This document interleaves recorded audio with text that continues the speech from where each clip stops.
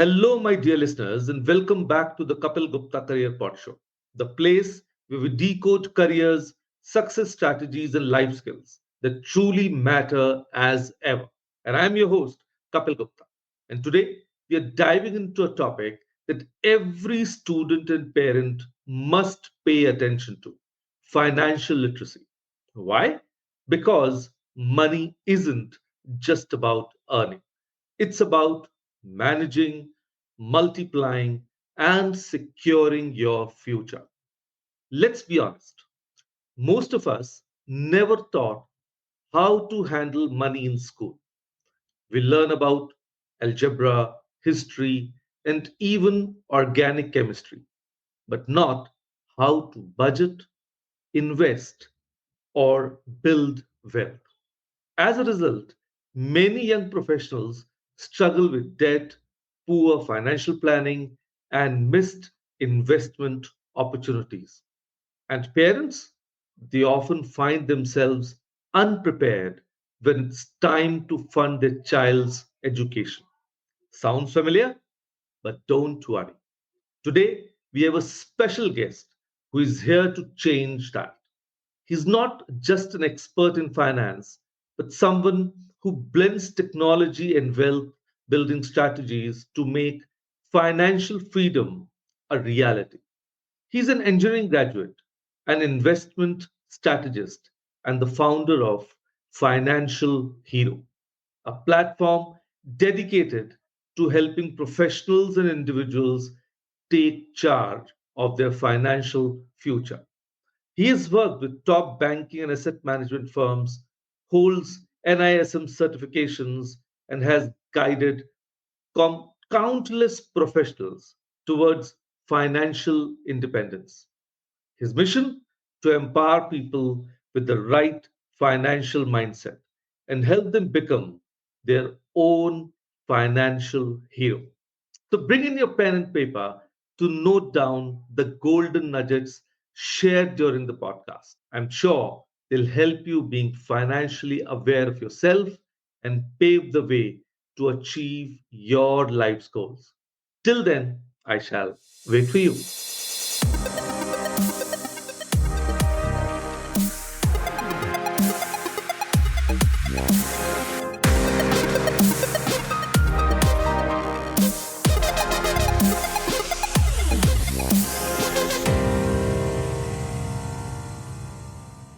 And ladies and gentlemen, please welcome Mr. Divakar. Together, we'll explore why students should start their financial journey early, how parents can plan better for their child's future, and how India's youth can break free from financial limitations to achieve true financial freedom right away. Hello, Mr. Divakar. Hello Namaskar. Hello Kapil ji hello How are you, sir? Good afternoon बहुत बढ़िया बहुत बढ़िया So, sir, Aaj we are here to help the kids, the teenagers, to actually learn from you and go towards the path of financial freedom. And I'm sure whatever you'll say will be priceless today. yeah sure so you are doing this very means needed thing in this education and information age that we are lacking in that young age people don't or students don't know much about finance and that is very uh, good initiative what you had taken today thank you Yogaji, I'm in the career space and I meet parents and kids all the time.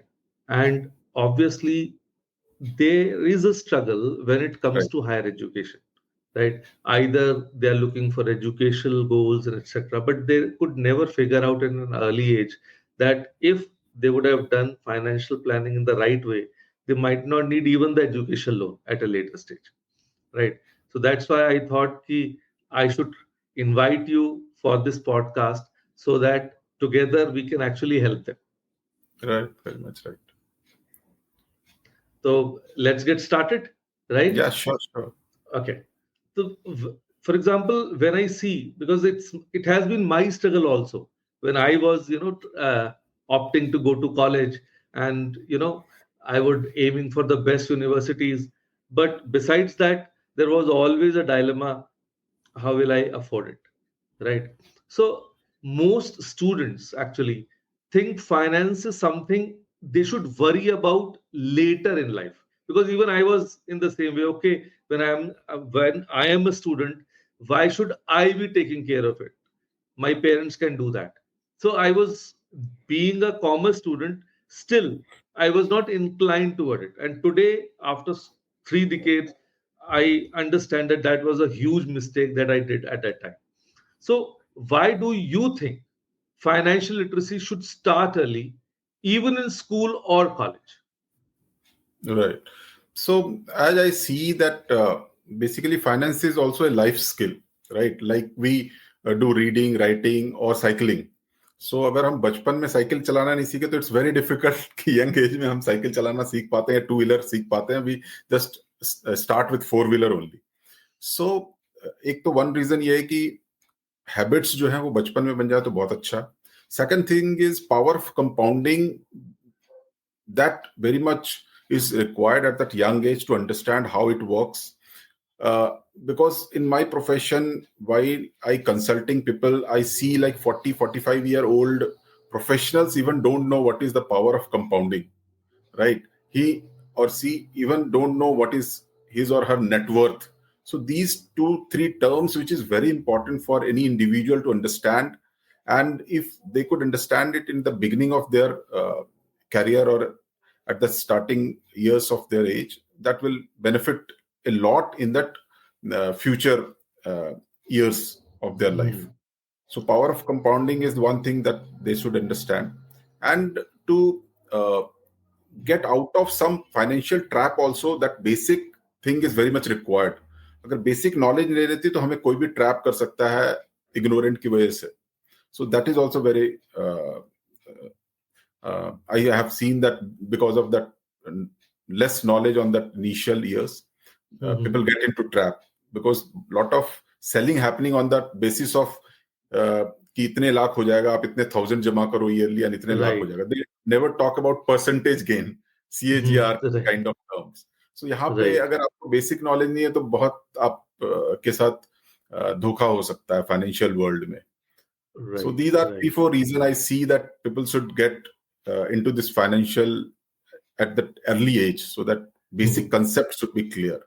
And if you know the basics thing, you feel confident. So that also give you a boost. That next step is what, because in that other countries include finance in their school curriculum also. So India should also do that thing, I think. Definitely. Because I look at myself.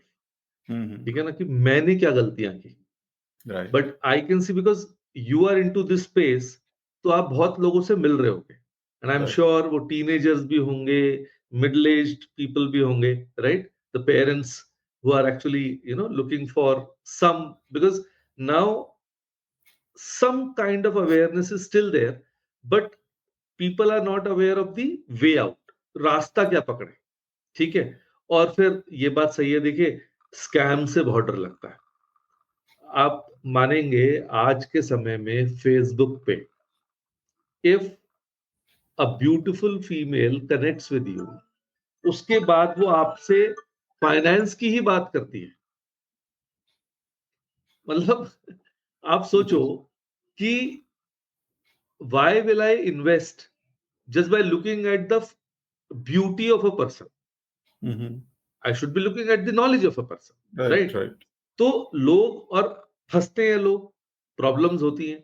तो अगर मैं आपसे पूछूं, what are some of the biggest money mistakes young people make in their 20s and how they can avoid that? Because ये मैं बिल्कुल जानना चाहूंगा, मेरे स्टूडेंट्स को बहुत फायदा होने वाला है. हाँ, तो first thing is like living beyond means. मतलब हम जितना कमा रहे हैं उससे ज्यादा खर्च करें तो ऑब्वियस सी बात है कि हम माइनस में रहेंगे. तो सिंपल मैथ ही है कि जितना आ रहा है उससे कम खर्च करें, लिविंग बियॉन्ड मीन्स रखें, चीजें अपने आप ही कंट्रोल में रहेगी. और क्या है कि कभी कभी होता है कि हमारा हैबिट नहीं होता कि इन्वेस्टिंग करना या सेव करने की हैबिट नहीं होती. तो उसको अगर धीरे धीरे अर्ली एज में अगर स्टार्ट करें, सिंपली 500,000 रुपीज का सिप भी मंथली कर रहे हैं या जो भी हम पॉकेट मनी रिसीव कर रहे हैं उसको कहीं से इन्वेस्ट करना सीख रहे हैं या उसमें कुछ बजटिंग का माइंडसेट लगा रहे हैं, तो आई थिंक ये सब चीजें हम नहीं करते हैं, that's why things piling up and बड़ा होता जाता है और पीछे रह जाती है। फिर हम जीरो से स्टार्ट नहीं कर सकते एक सर्टेन एज पे जाके। तो हमें जो चीज जल्दी मिल रही होती है, जो कोई एक्सपर्ट हमें बता रहा होता है, बाय डिफॉल्ट हम उसे मान लेते हैं। तो क्रेडिट कार्ड यूज का बहुत यंग एज से हमें आइडिया नहीं होता, लेकिन हम जैसे जॉब लगती है तो क्रेडिट कार्ड यूज करना स्टार्ट कर देते हैं। वो एक बड़ा डेप्ट ट्रैप होता है जिसमें 30-40% का हमें इंटरेस्ट देना पड़ता है। तो दैट इज ऑल्सो वेरी, और प्लस है कि इन्वेस्टमेंट टिप्स में फिर हम चले जाते हैं, क्योंकि लर्निंग का टाइम नहीं होता, हम जॉब में होते हैं, तो ट्रिप्स होता है, कुछ इस तरह की चीजों में हम फंस जाते हैं एंड फिर वहां से नेक्स्ट स्टेप जो है वो गलत ही होता जाता है। तो जो भी सीच करें, अगर मतलब स्टार्ट अच्छा है तो मतलब सब चीजें सही रहती है। और टाइम जो मैंने कहा कंपाउंडिंग है, वो भी बहुत हमें पीछे ले जाता है। अगर हमने राइट टाइम पे या यंग एज पे स्टार्ट नहीं करी तो भी बहुत डिले हो जाता है, एंड देन वी वांट कि नहीं जल्दी क्या कर सकते हैं, ग्रीड में आ जाते हैं, एंड देन इम्पेशेंट होने की वजह से ही गलतियां होती है। कि जैसे होता है ना कि अगर हम कोई स्लो स्पीड की गाड़ी चला रहे हैं, सीख रहे हैं, तो एक्सीडेंट के कम चांसेस है, लेकिन एकदम से जल्दी और हाई स्पीड में हम कुछ करना चाहते हैं तो एक्सीडेंट पक्का होने के चांसेस बढ़ जाते हैं। तो कंपाउंडिंग का तो जैसे ये रूल है कि भाई 15,000 पर मंथ अगर आप @15% कर रहे हो और 15 ईयर तक कर रहे हो तो 1 करोड़ बन जाएगा। तो ये चीजें कंपाउंडिंग और मैथमेटिक्स प्रूफ करता है, लेकिन हम नहीं करते। ये हमें चाहिए 50% का ग्रोथ या x 2x 3x बजवर्ड में हम फंस जाते हैं। हर साल डबल होना चाहिए। तो क्योंकि सर हमें मटेरियल थिंग्स अट्रैक्ट करती है ना, और खासतौर पे बच्चों को। एग्जैक्टली। भाई पेरेंट्स की अपनी एक रिस्ट्रिक्शन होती है कि भाई कितना वो अफोर्ड कर सकते हैं, बच्चों की कितने शौक पूरे कर सकते हैं, राइट। और उस जल्दबाजी में हम गलती करते हैं, ठीक है ना। और सेविंग्स स्टार्ट करना चाहिए यंग एज से, और थोड़ा क्रेडिट कार्ड और डेब्ट से दूर रहे, तो बेसिक और लर्निंग स्टार्ट करें कुछ, मतलब बुक से करें या कुछ भी करें, तो वो एक तरीका हो सकता है। In our family setup in India हम कहते हैं भाई many students rely on their parents for financial support, right. Right. कि भाई पॉकेट मनी भी वही दे रहे हैं, सारे खर्चे भी वही उठा रहे हैं, ठीक है। बच्चों को तो ये कह दिया जाता है भाई तुम पढ़ाई कर लो बस अच्छे से, राइट, और कुछ हम अब सब कुछ अपने आप देख लें। अब many a times I have seen कि इवन बच्चा तो पेरेंट्स पे रिलाई कर रहा है, but even a parent is not aware of this financial system, ठीक है, कि वो किस तरह से चीजों को मैनेज करे। तो how can they start taking small steps towards while still in college? College में तो जैसे मतलब हमने सुना था अब तक, और अब इंडिया में भी देख रहे हैं कि बहुत सारे ऑप्शंस हो गए। जैसे यंग एज में student can work outside, like मतलब मैकडी का तो हमें एग्जांपल मिलता था, but now there are lot of other places like even tuition भी, या फिर साइड हसल्स कर सकते हैं, या आजकल सोशल मीडिया में इतनी सारी चीजें हैं कि यू कैन टीच ऑन और ऐड वैल्यू। बेसिकली क्या है कि कोई आप वैल्यू ऐड कर रहे हो तो आपको पैसे मिल जाएंगे। So there are 3-4 ways you could create value and earn money. तो एक बेसिक चीजें होती है जो मैं मतलब अपने स्टूडेंट को या फर्स्ट ये सिखाता हूँ कि कैसे मनी जनरेट होता है, ये सीखो, राइट। तो मनी कैसे जनरेट होता है, either you should give some other person a product और service, in return they will give you money. तो ये पुराना था कि प्रोडक्ट एंड सर्विस दो और पैसा मिलेगा। नया एज में अब क्या है, you could give information in terms of entertainment कर लो, गाना दे दो कुछ, है ना, और या फिर कोई आइडिया दो, है ना, तो भी आपको उस रिटर्न में पैसा मिल जाएगा। और क्योंकि यंग एज के पास पहले चैलेंज थी कि हम कोई प्रोडक्ट नहीं बना सकते या कोई सर्विस तो दे नहीं सकते, तो आज की डेट में आप इंफॉर्मेशन, नॉलेज, आइडिया कुछ भी दे सकते हो, and then you could generate money. Even book review कर रहे हो तब भी आप पैसे कमा सकते हो, कुछ भी, मतलब there are lot of an number of options. और तीसरा तो ये हो गया आइडियाज, एंड चौथा तरीका हो गया कि पैसे से पैसा बनाना, दैट इज इन्वेस्टिंग। तो ये 4 तरीके हो गए। अब आपको पहले हमें ये क्लैरिटी नहीं थी, तो जब तक जॉब में रहते हैं तब भी हमें लगता है नहीं हमें सर्विस दे के ही करना है, या कोई प्रोडक्ट बना रही है हमारी कंपनी तो उसके थ्रू ही पैसा जनरेट हो रहा है तब हमें सैलरी मिल रही है। तो ये सब चीजों की जब क्लैरिटी आती है ना कि प्रोडक्ट सर्विस, एंड वो तो हम करेंगे ही करेंगे एक्टिव इनकम के लिए, क्या हम पैसिव इनकम के लिए या फिर कोई साइड हसल से क्या ये 2 आइडिया से या पैसे से पैसा कमा सकते हैं, तो that will be a great help की आपका एक इनकम स्टार्ट हो जाए। Right, thank you, that's actually making sense even to me. और तो मुझे लग रहा है कि हाँ, काश ये बातें पहले पता होती, इतनी क्लैरिटी अगर होती तो तो हम आज फाइनेंशियल हीरो होते। राइट, मैं मेरे भी काफी लेट समझ आया, लास्ट 7-8 ईयर्स में समझ आया कि नहीं, चीजें ऐसे ऐसे होती हैं, मतलब पैसा यहाँ से जनरेट होता है। इसी तरह एक life cycle of human being भी है। जैसे स्टूडेंट है तो एक स्टेजेस ऑफ नॉलेज है कि जैसे कि हम स्टूडेंट है, कोई अर्निंग नहीं कर रहे तो 0% रिटर्न ऑन इन्वेस्टमेंट है, क्योंकि हम इन्वेस्ट नहीं कर रहे। एक एज पे जब हमें जॉब लगती है तो हमारा 3 to 5% रेट ऑफ मतलब रिटर्न हो जाता है, क्योंकि हमारी सैलरी होती है, उसमें कुछ मतलब पीएफ कट रहा होता है और एफडी में कुछ कर दिया जाए, तो 3 to 5%, 10% रिटर्न है। जैसे जैसे हमारी थोड़ी सी कैरियर में ग्रोथ आता है, हमें नॉलेज बढ़ती है, लोग हमें फॉलो अप करने लग जाते हैं कि प्रॉपर्टी ले लो, रियल एस्टेट में इन्वेस्ट कर लो, म्यूचुअल फंड में कर लो, इक्विटी ले लो। देन वी स्टार्ट कि हाँ, अब थोड़ा सा मेंटल ग्रोथ हो रहा है, नॉलेज ग्रोथ हो रही है, और वहां से फिर हम 12-15% पे जाते हैं। और अगर हम ज्यादा ही मतलब थोड़े से अग्रेसिव हैं, लर्न कर रहे हैं, तो फिर हम कुछ और अच्छे इन्वेस्टमेंट कर रहे हैं, ग्लोबल इन्वेस्टमेंट कर रहे हैं या इंडिविजुअल इक्विटी में इन्वेस्ट कर रहे हैं, कुछ नॉलेज ले रहे हैं, then we could generate even more, 25%, 30%, 35%। तो ये जर्नी है, और ये टाइम के साथ आएगा। किसी को जल्दी आ जाती है, किसी को 60 ईयर्स तक भी उसे जॉब वाले ही अर्निंग 7-8% अर्निंग ही समझ आता है। तो ये बात है बेसिकली। तो अब इससे हम आगे बढ़ते हैं, क्योंकि हम actually talking about students more, I am interested in बच्चों की मदद करनी है। तो और हमें पता है कि in India education is getting expensive, right? And actually I have met so many parents who are actually struggling with funding their child's higher education, और इसीलिए एजुकेशन लोन का जो है चलन अब बढ़ रहा है। But what are the best strategies for parents to plan and save effectively? जिससे ये समस्या ना।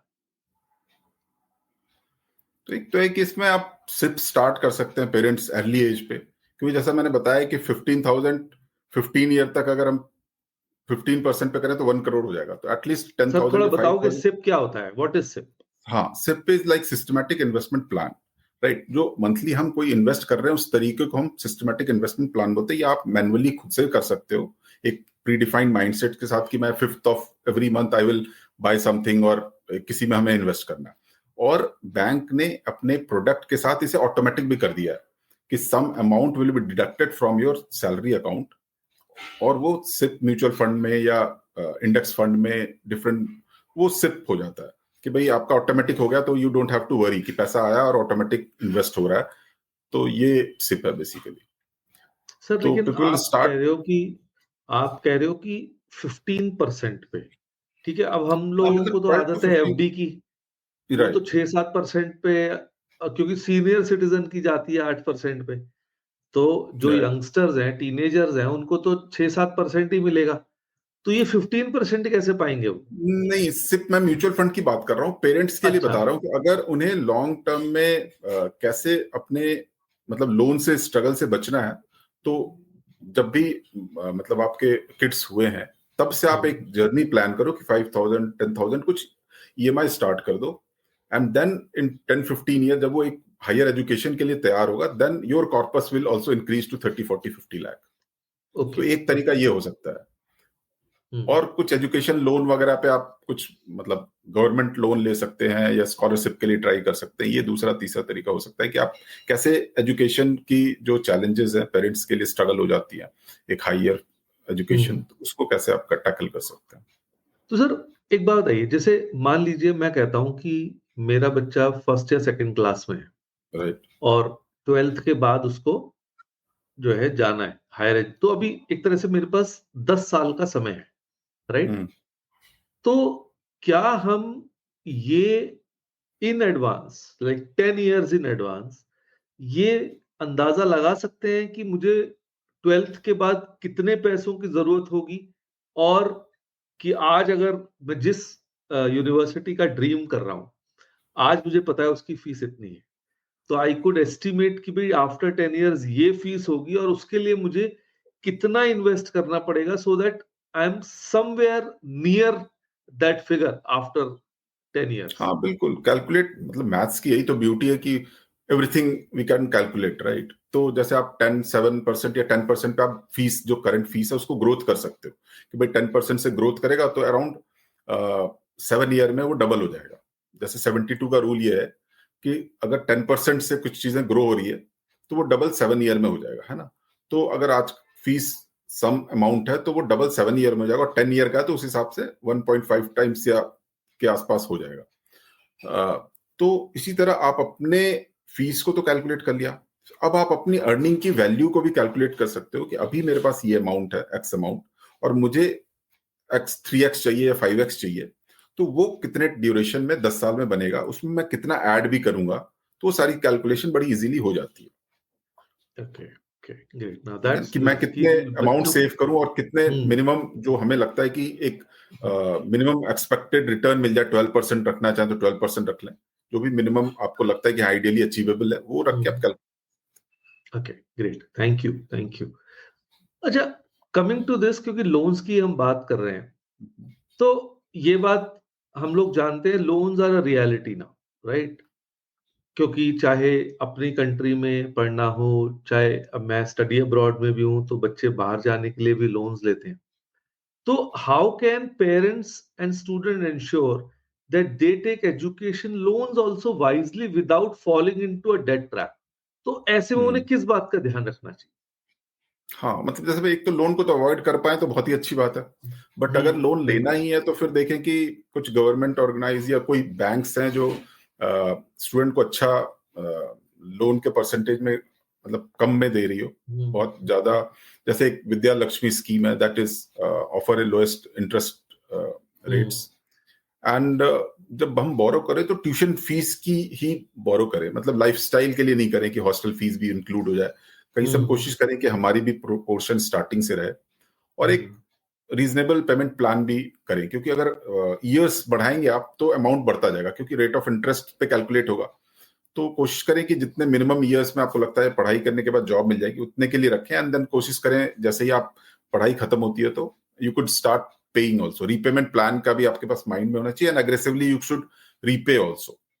सो दिस विल हेल्प कि भाई जो लोन खत्म हो एंड देन फिर नया कॉर्पस स्टार्ट हो बच्चे अच्छा, का। या इससे मेरा, आपने जो बात बोली उससे मुझे एक आया आइडिया, और मतलब आइडिया क्या कि एक डाउट आया है, कंफ्यूजन है कि मान लीजिए मैं जब जॉब मैंने ले ली और मेरा जो एजुकेशन लोन है वो लेट्स से वो 10,000 पर मंथ का है, ठीक है? ठीक है। अब इज इट वाइज टू कि मैं बैंक जाऊं और कहूं कि भाई आई कैन पे मोर, तो अब मेरी ईएमआई बढ़ा दीजिए, ये मुझे राइट। करना चाहिए? या फिर मैं कहूं कि नहीं, अच्छा मैं इसको 10,000 ही दूंगा, बट जो मेरे पास एक्स्ट्रा बच रहा है as saving, let me invest, तो which is a better option? हाँ, तो यहाँ पे ये देखना पड़ेगा हमें कि किस पे हम कितना कमा पा रहे हैं। अगर हमने एफडी में रखा हुआ है 6% पे, या सेविंग अकाउंट में रखा हुआ है 3-4% पे, और 8% पे हमारा लोन चल रहा है एजुकेशन लोन, तो हमें लोन दे देना चाहिए। अगर लगता है कि यू कुड इन्वेस्ट इन 10-12-15% आप ग्रो करा सकते हो म्यूचुअल फंड से या इंडिविजुअल स्टॉक से, तब आपको लोन चलते रहना चाहिए। क्योंकि बस रेट का खेल है कि बैंक को आप कितने रेट पे दे रहे हो, अगर वो पैसा उसको नहीं दे रहे तो आप कितने रेट से उसको ग्रो करा सकते हो। अगर लगता है कि मेरे में काबिलियत नहीं है ग्रो कराने की, तो आप लोन रीपे कर दो, और इट्स बेटर कि लोन को आप रीपे कर दो पहले, है ना? मतलब इट्स बेटर। बट आप बिजनेस माइंड सेट के हो और लगता है कि नहीं मैं ग्रो करा सकता हूँ, तो it's okay also to continue with the loan, and वो आप 12-15, कम से कम 2-3% का भी डिफरेंस है तो यू शुड गो कि हम इन्वेस्ट करके ग्रो करेंगे। लोन तो ईएमआई के थ्रू जा ही रहा है धीरे धीरे। जाहिर है, ठीक है, ठीक है। ओके, अब coming to the basic question, जैसे स्टूडेंट को तो पॉकेट मनी मिल रही है, ठीक है? अब लेट अस से कि 1,000 से 5,000 रुपए उसके पास है, डिपेंडिंग ऑन डिफरेंट क्राइटेरिया, या वो एक दो ट्यूशन पढ़ा रहा है, चलिए, तो उसने वहां से कुछ पैसे कमा लिए, तो अब उसके वो अपने खर्चे भी देख रहा है और he is trying to save some amount. तो 1,000 से 5,000 के बीच में अगर कोई बच्चा सेव कर पाता है एक महीने में, तो what are some simple and smart investment options जो वो एक्सप्लोर कर सकता है और वो शुरू कर सकता है एटलीस्ट एक उस रास्ते पे जाने के लिए फाइनेंशियल इंडिपेंडेंस के? इसमें मैं कहूंगा कि सबसे अच्छा जो लो कॉस्ट चीज होती है वो इंडेक्स फंड होता है, राइट? अच्छा, उसकी सिर्फ 500 से भी, म्यूचुअल फंड ये सब कुछ मिनिमम 500 से स्टार्ट हो सकती है। तो Okay. 500 to 1000 रुपीज की अगर 1000 वो बचा रहा है तो 1000 की सिप कर दे निफ्टी 50 की, और उसके एक्सपेंस बहुत कम होते हैं, तो लॉन्ग टर्म के लिए वो ग्रो 12 to 15% पे करेगा, है ना। तो वो बेस्ट है। अगर कोई 5000 बचा रहा है तो मैं कहूंगा कि फिर की 1000 रुपीज सिप में कर दे, 2000 रुपए वो अपना एक पीपीएफ अकाउंट वगैरह खुलवा सकता है ना, और या गोल्ड ईटीएफ वगैरह लेके 2000 उसमें कर दे, और 2000 में कुछ आप स्टॉक की individual company, blue chip company भी ले सकते हैं, टीसीएस, इन्फोसिस, हिंदुस्तान लीवर, है ना, 500 की कुछ लें। और क्योंकि ये सिप है, that's why I am suggesting equity, क्योंकि वो उसे हर महीने मिल रहे हैं, तो एक ट्रैकिंग कर सकता है वो, और फिर जो भी अच्छा स्टॉक है उसमें 500 रुपए डाल सकता है या 1000 डाल सकता है। इससे क्या होगा, उसकी ओवरऑल ग्रोथ होगी। निफ्टी से उसे ओवरऑल इंडेक्स का पता लगेगा कि भाई कंट्री में कैसे इकोनॉमी ग्रोथ हो रहा है, गोल्ड से उसे थोड़ा और पता लग जाएगा, प्रोविडेंट फंड उसकी है ही, और इंडिविजुअल स्टॉक से वो ओवरऑल जो इकोसिस्टम उसे वो समझ आ जाएगा बेसिकली। ओके। तो मैं इक्विटी में इसलिए भी बोलता हूँ, थोड़ा सा यहाँ पर डिस्क्लेमर ये है कि इक्विटी को मैं सपोर्ट नहीं कर रहा हूँ, बट मैं जो भी मैंने लाइफ में देखा तो मुझे लगा कि पैसा जो है वो बिजनेस में बनता है, ठीक है। तो ये सवाल से हटके है, अलग नॉलेज है, but it's very important to quote here कि पैसा जो बनता है वो बिजनेस से बनता है। तो हम क्या करते हैं, स्टूडेंट होते हैं, 2-3 साल जॉब करते हैं और फिर एंटरप्रेन्योरशिप में आ जाते हैं जॉब छोड़ के। तो वो थोड़ा रिस्की रास्ता है, क्योंकि I have also tried that. उसमें क्या होता है कि आपके फेलियर के चांसेस हैं तो 0:1 होते हैं, मतलब कि या तो आप 0 हो जाओगे या 100 हो जाओगे, है ना, क्योंकि 10-20 में आप रहोगे नहीं, वो फेल होकर 0 ही हो जाओगे 2-3 साल। कहते हैं ना कि 10 मतलब हर एक साल में या एक साल में 100 बिजनेस में 10% ही रह पाते हैं, नेक्स्ट 1 ईयर में 1% रह पाते हैं। तो वो रिस्की है। तो मैंने अपनी इस जर्नी से ये सीखा कि क्योंकि बिजनेस में पैसा ये तो समझ आ गया, लेकिन जरूरी नहीं है कि सब लोग बिजनेस कर पाए, क्योंकि जॉब में हम लीडरशिप स्किल, कम्युनिकेशन, हायरार्की, सारी चीजें सीखते हैं, सेल्स, मार्केटिंग, बहुत सारी चीज एक बिजनेस में। तो क्या है कि आप जो ऑलरेडी बिजनेस चल रहे हैं, टाटा, बिरला, अंबानी, इतने सारे बिजनेसेस हाउसेस हैं जिन्होंने प्रूफ कर दिया है लास्ट 10, 20, 30 सालों में, उनके साथ आप एज ए पार्ट ओनर बन सकते हो। तो ये अपॉर्चुनिटी मैं मानता हूं इसको। ग्रीड में इन्वेस्ट नहीं करना है कि पैसा बनाना है इसलिए हम इक्विटी में चले जाएं। मैं बिजनेस क्या है कि हम खुद रिस्क नहीं ले रहे बिजनेस का, हम उनके साथ पार्टनर कर पा रहे हैं और अपना पैसा लगा रहे हैं, अपना टाइम नहीं लगा रहे, and they are enough experienced, CEO हैं, मार्केटिंग के हेड हैं, ये हैं वो है, सारे लोग हैं, एम्प्लॉय है, बिजनेस है, प्रोडक्ट है, और वो मिलके वो बिजनेस कर रहे हैं, and we are growing, our money is growing through that. तो ये इंटेंशन है इंडिविजुअल स्टॉक में, अच्छे स्टॉक में या इक्विटी में आने का। Okay, cool, that makes sense actually. तो अब आपने अभी में ही इतने सारे नाम ले लिए, ठीक है, तो म्यूचुअल फंड, स्टॉक्स, एसेट्स, अब इतने सारे इन्वेस्टमेंट ऑप्शंस हैं, लेकिन एज अ बिगिनर फिर मेरे साथ चैलेंज आ जाएगा कि आपने मुझे बता तो दिया, लेकिन शुरू कहां से करूं? शुरू जो है वो सबसे बेसिक, पहला स्टेप कहां उठाऊं? राइट, सबसे बेसिक चीज है कि आपको सिक्योरिटी होना चाहिए। तो सबसे पहले आपको इंश्योरेंस कराना है अपना, लायबिलिटी जो भी है, और हेल्थ के लिए। अगर आप मैरिड हैं तो लायबिलिटी के लिए इंश्योरेंस कराना है कि भाई अगर 20 लाख का इंश्योरेंस है, 1 करोड़ का, तो बेसिक रूल ये है कि आपकी जो सैलरी है इनिशियल ईयर्स की, उसका 10 to 20 टाइम्स आप इंश्योर्ड रहो। जैसे जैसे सैलरी ग्रोथ होता जाएगा, लाइफस्टाइल ग्रोथ हो जाएगा, वैसे वैसे आप अपनी इंश्योरेंस की वैल्यू बढ़ा दो। एक तो ये हो गया। दूसरा, हेल्थ इंश्योरेंस अगर कंपनी दे रही है तो ठीक है, नहीं तो आपने प्राइवेट कुछ लेके हेल्थ इंश्योरेंस हो गया। तो ये दोनों मीट हो गया, देन यू स्टार्ट कलेक्टिंग कि भाई 3 to 6 मंथ का आपका इमरजेंसी फंड हो, ठीक है। जैसे आप सैलरी एक्स है तो कम से कम 3 to 6x आपका एक लिक्विड में, एफडी में रहना चाहिए कि कभी जरूरत पड़े तो इमरजेंसी फंड के लिए वो यूज हो। अगर ये दोनों कैटर हो गया कि भाई कभी जॉब चली गई या कोई रिस्क आया, तो 3 से 6 महीने की सैलरी या एक्सपेंसेस है मेरे पास, ये फर्स्ट कर लिए। इसके बाद जो भी आपकी सेविंग हो रही है उसमें आप डिवाइड करें कि 50-30-20 रूल लगा लें कुछ, जिसमें कि आपका 50% जो है नीड पे खर्च हो, 30% आपकी एक्सपेक्टेशन वांट पे खर्च हो, है ना, 20% सेविंग हो। उस 20% का फिर जैसे मैंने बताया कि आप उसको डिवाइड करके कुछ पीएफ पीपीएफ अगर आपका ऑफिस में कट रहा है तो उसमें नहीं करना है, देन यू गो टू फिर निफ्टी में आए, म्यूचुअल फंड में आए, और अगर आपको लगता है थोड़ा सीख सकते हैं तो इंडिविजुअल स्टॉक में आए। तो ये तरीका बेस्ट तरीका है। Okay, good good. और एक क्लियर गोल भी रखें कि भाई ट्रैक करें 3 से 5 साल में कैसा रिटर्न आ रहा है, और उसके अकॉर्डिंग लग रहा है कि हम टाइम नहीं दे रहे, हम अच्छे से पिक नहीं कर रहे स्टॉक, तो गो टू म्यूचुअल फंड या index fund is best for, मतलब कोई दिमाग नहीं लगाना और वो चीजें ग्रो होती रहेगी इकोनॉमी के साथ, टाइम के साथ। Okay okay. तो अब अभी आपने कहा कि इंडेक्स फंड में तो 500 रुपए से भी शुरू कर सकते हैं, सिप जी जो आप बात कर रहे थे। राइट। लेकिन मैं देखता हूं कि बहुत सारे जो यंगस्टर्स हैं उनको लगता है कि भैया इन्वेस्टिंग करनी है, अभी तो कमाते ही नहीं है, ये तो पॉकेट मनी पे ही जिंदा है। तो बिकॉज उनके मन में एक माइंडसेट है कि you need a lot of money to start investing. और इवन द मिडिल क्लास वो सोचता है अभी तो घर के खर्चे ही नहीं निकल रहे, और एक्चुअली वो उनमें ही उलझा रह जाता है, और कहते हैं ना समय निकल जाता है, और even after working for 20-30 years in a job, the person is still struggling। ठीक है।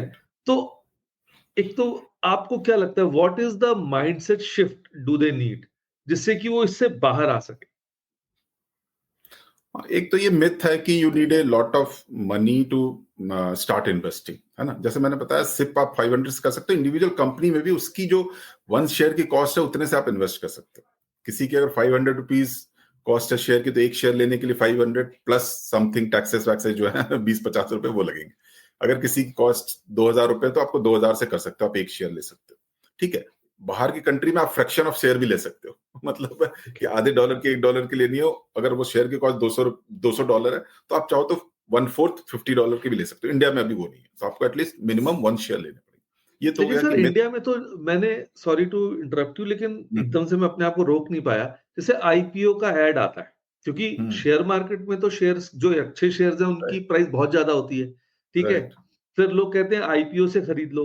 अब आईपीओ के जो ऐड आते हैं उसमें वो कहता है कि भैया 10 रुपए का शेयर है, 500 रुपए प्रीमियम है। ठीक है, और फिर वो कहता है मिनिमम 100 शेयर्स खरीदने पड़ेंगे आपको। तो फिर वो एक शेयर कैसे लेगा, या मिनिमम नहीं। इन्वेस्टमेंट कैसे करेगा? दो मार्केट है, एक है प्राइमरी मार्केट और एक सेकेंडरी मार्केट। तो जो बाकी कंपनी लिस्टेड है they are into secondary market, जहां पे हम शेयर होल्डर से शेयर खरीद रहे हैं। मतलब किसी दूसरे के पास है तो हम खरीद रहे हैं, वो एक प्लेटफॉर्म बेस्ड है, उससे हम खरीद रहे हैं। जब वो आईपीओ आता है उसकी कहानी है कि कंपनी शेयर निकालती है और वो चाहती है कि आप शेयर खरीदें, तो उसमें मिनिमम इन्वेस्टमेंट आपका जो है 15,000 के आसपास का होता है। ठीक है ना, तो वहां पे हम नहीं ले सकते, वहां पे एक लॉट लेना पड़ता है, वो अराउंड 14-15,000 का ही स्टार्ट रहता है। तो मिनिमम आईपीओ में लेना है तो वहां से स्टार्ट करना पड़ेगा। तो अदरवाइज लिस्ट होने के बाद अगर उसकी कॉस्ट $200 तो आप वहां पे 2-5 ले सकते हो। ओके। क्लियर है डिफिनेशन? एक आईपीओ में हाँ। आपको एक लॉट लेना पड़ेगा एटलीस्ट 15,000 का, कम से कम। ओके। हाँ, तो बेसिकली लोग वहीं पे हेजिटेट हो जाते हैं कि हाँ भाई हाँ, 15,000 रुपए तो है नहीं। तो राइट। मिडिल क्लास तो बट वो, देखिए वो हाँ, कहता है मैं मतलब रोज। आईपीओ को अवॉइड करना चाहिए। जो मेरी एक्सपीरियंस है, जब बात चल रही है तो मैं कहना चाहूंगा कि देखिए 2 तरीके हैं। एक तरीका है कि एक चीज अवेलेबल है मार्केट में और वहां मिल रही है, हम जाके वहां से खरीद रहे हैं, और वहां पे कंपटीशन है, डिमांड सप्लाई का गेम है, तो वहां पे एक हमें अच्छे रेट में मिल रहा है। जब आईपीओ आता है तो मतलब इन्वेस्टमेंट बैंकर और सारे लोग मिलके ना बहुत ढोल बाजे के साथ उसको पब्लिश करते हैं, तो एक इन्फ्लेटेड प्राइस रहता है, थोड़ा सा डिमांड लगती है। जैसे ओके। मूवी रिलीज होती है तो बहुत ज्यादा हाइप, तो हाँ, वो एक बिल्कुल रहता है। तो बिल्कुल। लोगों को कम करना चाहिए वैसे, मतलब इट डिपेंड्स। Right right. तो अब जैसे मैं खास तौर पे मिडिल क्लास की बात कर रहा हूँ सर, तो अक्सर because they are always short of money, तो they are hesitant to introduce their kids also to financial management. तो कि भाई अभी तू बच्चा है, तू पढ़ ले, इन सब चक्करों में मत पड़। ठीक है ना, क्योंकि वो खुद के बाद अवेयरनेस की कमी होती है, तो वो नहीं चाहते कि बच्चा इस सब चीजों में पड़े। तो how can they make finance fun and educational at home, कि भाई बच्चे सीखें भी, और क्योंकि दिस इज जैसे आपने शुरुआत में ही कहा, it's a very necessary life skill. तो स्टार्ट इसमें इस तरह कर सकते हैं जैसे कि पॉकेट मनी हम देते हैं, तो मनी की तो इंट्रोडक्शन हो गई। अगर हम कुछ नहीं दे रहे तो उनको लगता है कि जैसे पानी की फ्लो होती है उस तरह मनी की भी फ्लो कहीं से होता है और हम चीजें खरीद लेते हैं। तो उनको वो बताना पड़ेगा कि हम कोई सर्विस देते हैं, ऑफिस जाते हैं, देन इन रिटर्न हमें मनी मिलता है। तो आपको जो हम डिमांड हो रही है वो मनी हमारे एक्टिव इनकम से आ रहा है, और फ्यूचर में आपको भी इस तरह से, तो उनको फ्लो बताना चाहिए एक तो। फिर हम उनको देते हैं कि चलो अभी से आप कुछ पॉकेट मनी मिल रही है आपको, तो उस पॉकेट मनी से आप कैसे एक्सपेंस कर रहे हो। अगर 1,000 रुपीज की पॉकेट मनी है तो आप 300-400 की कुछ बुक खरीद रहे हो या कोई टॉय खरीद रहे हो, तो रेस्ट कितने बच रहे हैं। तो उसमें उनको सिखाना चाहिए कि आप एटलीस्ट 50% जो है नीड पे खर्च करो, 30% कुछ वांट पे खर्च करो, है ना, और 20% सेव करो, तब वहां से उनको लगेगा कि नहीं ये परसेंटेज का गेम है, because knowing percentage of everything is very important, and then फिर वो आगे चल के भी उसी तरह का माइंडसेट बन जाएगा। तो जैसे मैं भी करता हूं, तो मैं जो भी पॉकेट मनी देता था स्टार्टिंग में वो कलेक्ट करके इकट्ठा हो गया, फिर मैंने बैंक में जमा कर दिया, अकाउंट खुलवा दिया, तो मतलब वो दिखता है कि भाई इतना था, अब इसमें इंटरेस्ट मिल गया, तो लोगों को ये नहीं पता था अच्छा पैसे रखने से भी कुछ बढ़ते हैं। वो जब वो पता लगता है बच्चों को तो बहुत ही एक्साइटमेंट होता है, अच्छा तो फिर जो भी पैसे बर्थडे में या ऐसे ऐसे मिलेंगे तो पापा ऐसे इन्वेस्ट करते हैं। राइट राइट राइट तो राइट। ये एक तरीका हो सकता है, प्लस बहुत सारे फन गेम है, मोनोपोली है जैसे, जो कि किड्स के गेम है, that also help to grow that financial knowledge to kids. अच्छा, ओके। मोनोपोली एंड मोनोपोली है, और भी है, मैं शेयर कर सकता हूँ कुछ, आप अपने डालना चाहो आप डाल सकते हो। बिल्कुल। और सर जैसे coming to the end, because this is really becoming interesting, तो your mission is to help people become financially independent, right? And you've always mentioned that. So if you had to give students and parents just 3 golden rules to achieve financial freedom, तो आप क्या कहेंगे? What would they be? इसमें तो मैं यही कहूंगा कि first you calculate your net worth. तो नेटवर्थ कैलकुलेट, अपना नेटवर्थ पता होना चाहिए। नेटवर्थ में क्या है कि पहले आप अपने सारे पॉजिटिव एसेट कैलकुलेट करो, उसके बाद लायबिलिटी कैलकुलेट करो, क्या लोन चल रहा है, क्या ये है। तो मेन जो एसेट है, फिक्स्ड एसेट हो गया जैसे रियल एस्टेट हो गया, कुछ मतलब फिक्स्ड रिटर्न गिविंग एसेट हो गया जैसे एफडी, पीएफ, पीपीएफ वगैरह हो गया, कुछ बिजनेस टाइप ऑफ इन्वेस्टमेंट हो गया, इक्विटी, म्यूचुअल फंड्स, बॉन्ड्स, इस टाइप के। तो इन तीनों को क्लब करके ये पॉजिटिव एसेट को आप करोगे, एंड देन लायबिलिटी जो भी लोन वगैरह उससे हटाओगे, तो जो नेट बचा वो नेटवर्थ है। तो कैलकुलेट ये नेटवर्थ फर्स्ट। नेटवर्थ पता लगने पे फिर आपको लगेगा कि आप कहां पे हो और क्या आपकी फाइनेंशियल फ्रीडम नंबर होनी चाहिए। तो ideally it should be around 10 times your current take home salary कह सकते हैं, या सीटीसी कह सकते हैं। तो अगर मैं एग्जांपल लेता हूं, तो अगर कोई 10 लाख कमा रहा है और उसके पास 1 करोड़ का मतलब वो गोल है कि भाई 1 करोड़ में मैं फाइनेंशियली फ्री हो जाऊंगा, तो क्या होगा कि अगर आप 10% भी 1 करोड़ से रिटर्न लेना स्टार्ट कर दोगे ना, तो 10 लाख हो गया। तो ये फ्रीडम की साइकिल है। अगर किसी का 20 लाख है तो उसका टारगेट होना चाहिए कि 2 करोड़ का मेरा एक एसेट क्रिएट हो जाए जो कि 10% रिटर्न मिले, तो मेरे को 20 लाख मिलेगा, तो मैं फ्री हो जाऊंगा। अब फ्री होऊंगा तो टाइम फ्रीडम मिल जाएगा आपको, फिर आपको एंजॉय कर रहे हो जॉब में या बिजनेस में तो आप करो वो, but you should have a feel कि भाई हाँ मैं फ्रीडम अचीव कर लिया। और जैसे जैसे ईयर्स बढ़ते जाएंगे तो वो अमाउंट आपकी सैलरी बढ़ेगी, तो वो भी टारगेट बढ़ता जाएगा। कभी ना कभी ऐसा होगा कि ब्रेक इवन हो जाएगा वो, राइट। तो ये नेटवर्थ कैलकुलेट करना, फिर अपना फाइनेंशियल फ्रीडम नंबर कैलकुलेट करना, और जो है इन्वेस्ट आप करें, कंसिस्टेंटली इन्वेस्ट करते रहें, और पैरेलल इनकम जनरेट कर पाए तो वो और जल्दी अचीव हो जाएगी। Perfect perfect. Thank you sir, thank you for such insightful conversation. मन तो कर रहा था और आपसे पूछा जाए, but yes, because of lack of time मैं कोशिश करूंगा कि एक बार फिर आपको पॉडकास्ट पे इनवाइट करें, जिससे कि बच्चों को और कुछ ज्ञान मिले आपसे और वो फाइनेंशियल फ्रीडम की तरफ बढ़ सके। Because yes, it is a very very important life skill, क्योंकि ये स्किल ना होना आजकल के समय में it is a cause of stress in our lives. ठीक है, तो मुझे लगता है ये स्किल अगर बच्चों के पास होगी तो वो अपना करियर ग्रोथ और बेटर तरीके से और अपने फाइनेंशियल ग्रोथ को ढंग से कर पाएंगे, so that in the years to come they can have real good value of their life. They can enjoy their life actually, right sir? So thank you, Right. thank you for coming sir. Thank you very much. Thank you. Wow, what an insightful conversation. Financial literacy is not just about money, it's about freedom, security, and opportunities.